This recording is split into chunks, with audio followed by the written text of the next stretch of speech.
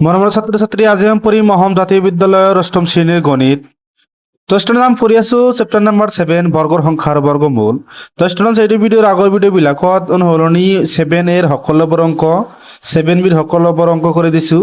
এইটো ভিডিঅ'ত অনুসৰণি 7Cৰ question number 1 আৰু কুৱেশ্যন নম্বৰ 2 এই দুটা কুৱেশ্যন তোমালোকক আমি সমাধান কৰি দিম। কুৱেশ্যন নম্বৰ 1ত কি কৈ চোৱা, তলৰ বৰ্গৰ সংখ্যাবোৰৰ বৰ্গমূলৰ এককৰ স্থানৰ সম্ভাৱ্য অংকবোৰ লিখা।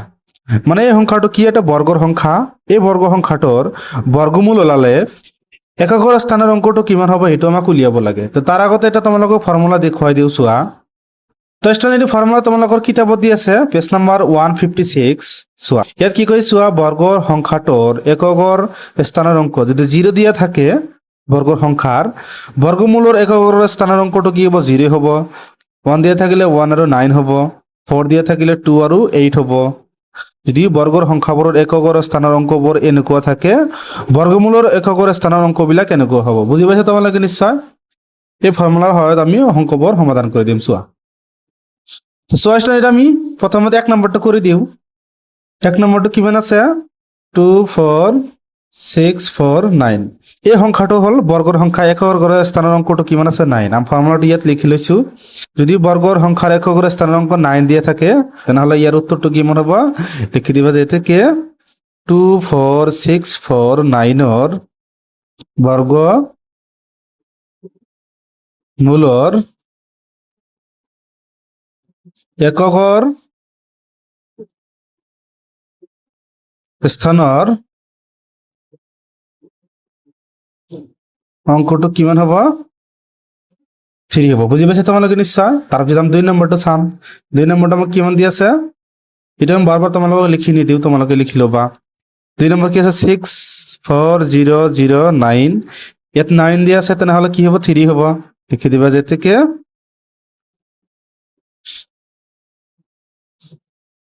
নিৰ্ণয় অংকটো কিমান হ'ব, 3 হ'ব। বুজি পাইছা? তাৰপিছত আমি 3 নম্বৰটো কৰি দিম। 3 নম্বৰটো কিমান দিছে, 2 6 8 9 6। তো 6 আছে এককৰ ঘৰৰ স্থানৰ অংকটো, এটা লিখি দিবা এতেকে নিৰ্ণয় অংকটো কিমান হ'ব চোৱা। 6 আছে, যদি বৰ্গৰ সংখ্যাৰ 6 দিয়া থাকে এককৰ ঘৰৰ বৰ্গমূলৰ অংকটো কিমান হ'ব, 4 বা 6 হ'ব। ইয়াত লিখি দিবা যে নিৰ্ণয়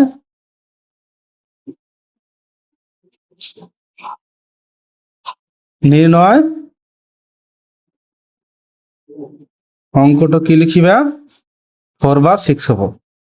বুজি পাইছা? এনসাৰটো কি হ'ব, 4 বা 6। তাৰপিছত আছে 4 নম্বৰ। 4 নম্বৰ আছে 1 6 6 4 1। 1 দিয়া আছে, যদি 1 দিয়া থাকে আমাৰ কি হ'ব, যদি বৰ্গৰ এককৰ স্থানৰ অংকটো যদি 1 দিয়া থাকে বৰ্গমূলৰ এককৰ স্থানৰ অংকটো কিমান হ'ব, 1 বা 9 হ'ব। তেনেহ'লে লিখি দিবা যে এতেকে নিৰ্ণয়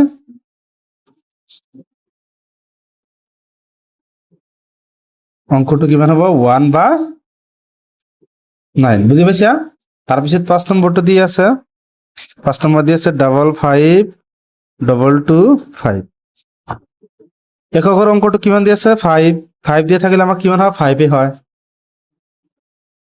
তো চোৱা এককৰ স্থানৰ অংকটো কিমান আছে, 5। 5 দিয়া থাকিলে 5 হ'ব। লিখি দিবা যে এতেকে নিৰ্ণয় অংকটো কিমান হ'ব, 5। এটা হ'ব কি উত্তৰ। এতিয়া আমি তোমালোকক 2 নম্বৰটো কৰি দিম চোৱা।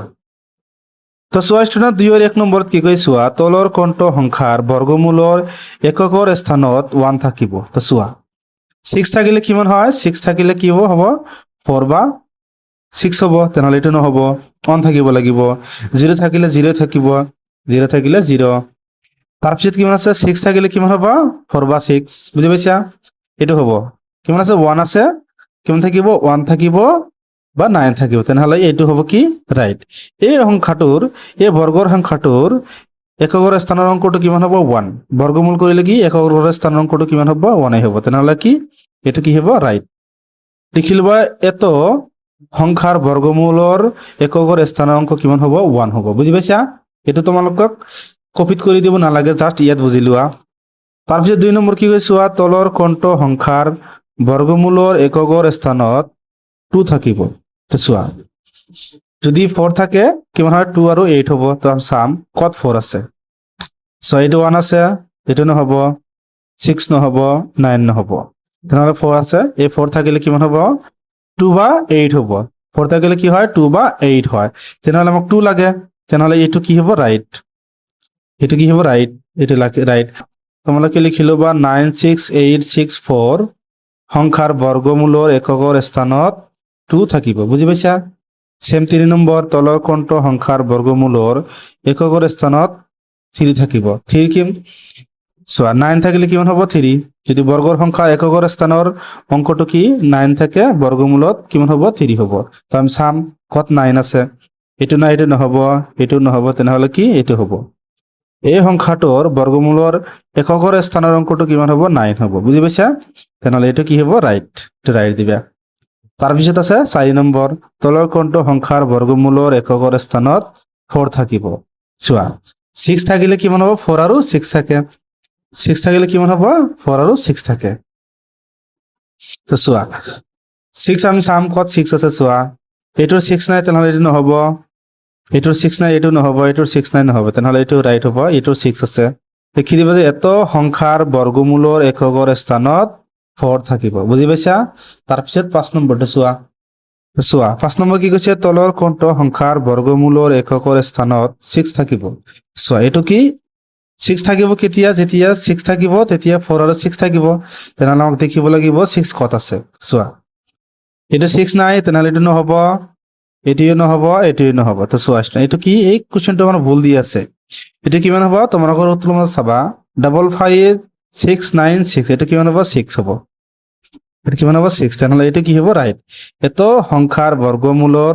এককৰ স্থানত 6 থাকিব বুজি পাইছা অংকটো ভুল দি আছে তো চয়েসটা যেতিয়া আমি তোমালোকক 6 নম্বৰটো কৰি দিম 6 নম্বৰত কি কৈছো তলৰ কোণটো সংখ্যাৰ বৰ্গমূলৰ এককৰ স্থানৰ অংক 7 থাকিব তো চোৱা ষ্টুডেন্ট তো 7 কেতিয়া হ'ব চোৱা তো ষ্টুডেন্ট যদি তোমালোকৰ কিতাপত ভুল দি আছে সেই কাৰণে আমি এটো চাইছে আমি তুলি লৈছো এটো মোৰো ভুল হৈছে ষ্টুডেন্টস তোমালোকে বেয়া নাপাবা সৰি ষ্টুডেন্টস ইয়াত চোৱা তোমালোকৰ কিতাপত চোৱা এটো কি আছে 1 থাকিলে কিমান হ'ব 19 হ'ব 4 থাকিলে কিমান হ'ব 28 হ'ব 6 থাকিলে কিমান হয় 4 বা 6 হয় 9 থাকিলে ইয়াত কি হ'ব 3 বা 7 হ'ব বুজি পাইছা এটা আমি চাইছা দেখি লৈছো ইয়াত তোমালোকে লিখিবা 3 বা 7 হ'ব বুজি পাইছা এটা কিতাপত ভুল দিয়া আছে ইয়াত চাবা কিমান দিয়া আছে আমি 9 চাম 9 থাকিলে কিমান হ'ব 7 তো চাবা এটো আছে কি 9 এটো 9 তেনেহলে ইয়াৰ ভিতৰত কোনটো শুদ্ধ হ'ব চোৱা এটো কি হ'ব শুদ্ধ ইয়াৰ এককৰ স্থানৰ অংকটো কিমান হ'ব 7 হ'ব আৰ ইয়াৰ কিমান হ'ব 3 আমাক 3 নালাগে আমাক কি লাগে 7 তেনেহলে এটো কি হ'ব রাইট বুজি পাইছা তোমালোকে নিশ্চয়